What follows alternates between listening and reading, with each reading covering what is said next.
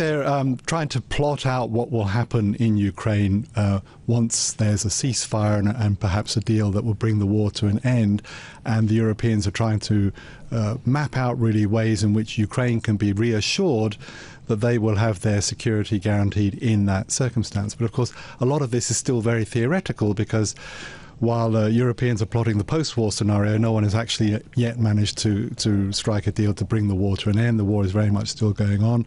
And as you note, European leaders are concerned increasingly about a Russian build-up near the city of Pokrovsk in eastern Ukraine, which they fear could be the first signs of a major new offensive by Russia. Now, Donald Trump says he will know after the call what to do. Where are we in knowing his thinking on what sort of action he might take against Russia?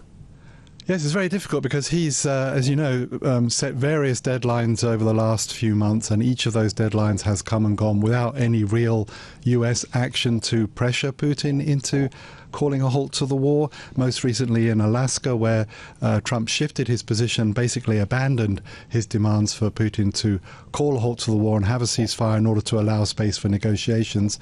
The US position now is that they are going to try and come to an agreement that ends the war in full, and therefore a ceasefire is not required.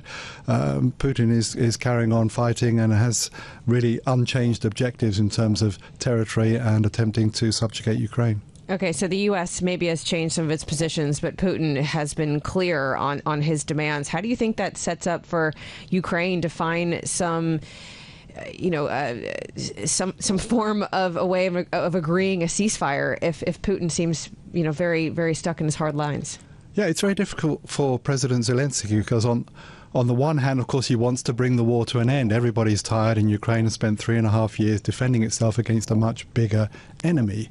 But certainly there are very few people in Ukraine who don't believe that if there's a halt to the war, Putin won't come back a year or 2 years down the line and try and snatch more of Ukraine. So they're very concerned to have very clear, concrete security guarantees, who will do what, in what circumstances, and what circumstances would trigger, for example, a reaction that might bring troops on the ground, boots on the ground for aiding Ukraine, and what kind of weapons would be supplied in different circumstances.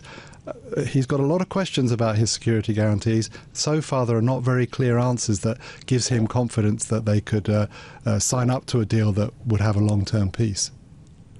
Yeah, indeed. Tony, I wanted to ask you about the comments, though, that we mentioned a little bit earlier to do with the conversation that was caught on that hot mic between Vladimir Putin and Xi Jinping about living longer, using transplants to be younger and achieving immortality. Yes, I mean, it's a fairly ghoulish image, isn't it? The idea of just sort of endlessly transplanting new and younger organs into your body so you can carry on ruling. But Putin is quite seriously interested in this subject. I mean, he has in the past expressed interest in the implications of genetic medicine.